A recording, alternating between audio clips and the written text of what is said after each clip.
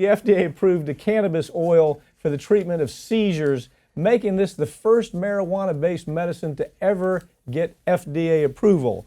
I happen to know a lot about this because I own part of what we call Charlotte's Web in Florida.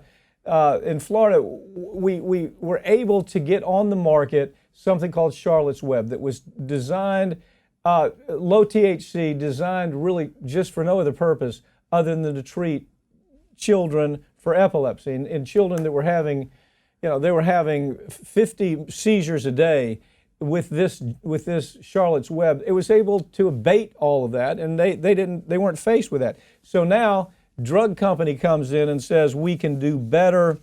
We're going to see a lot of this in the marijuana business, aren't we? Well, it's really great that the FDA approved this cannabis oil, because first of all, it does open the door for other kind of fast track approvals of similar oils.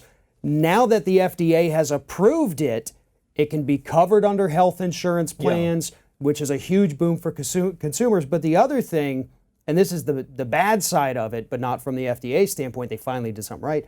You're going to have pharmaceutical companies doing two things.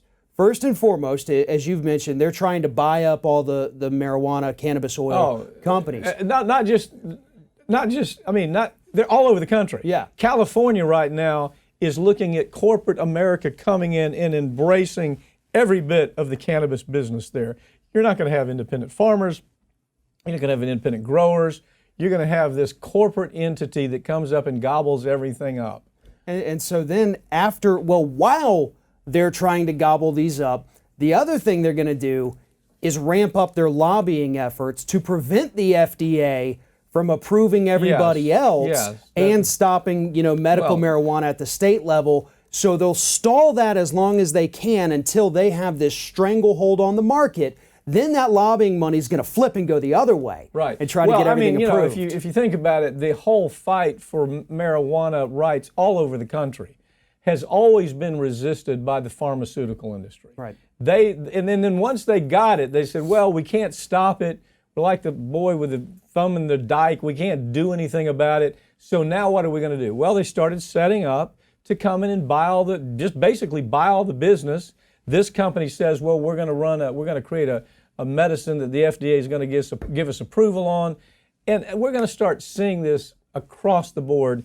Corporate America can't help themselves. Well, here's the thing. If people don't think that that's going to happen, look at what the tobacco companies did with the vaping companies, because all of that was kind of independently owned. Right. And they Big Tobacco, when they realized they couldn't stop it, they just bought them all. Yeah. I mean, all of the major vape things, or e-cigarettes, whatever you call them, if you see them in a gas station, those are actually Big Tobacco products now. It might be bubblegum vape and Goofy grape and Ollie orange vape. It's owned by all of the Philip big... Morris, R.J. Reynolds, they bought it all. And they want to do the same thing here. Same thing's happening with the medical marijuana already. It's happening with marijuana in general. California is the best indicator of what's getting ready to happen here.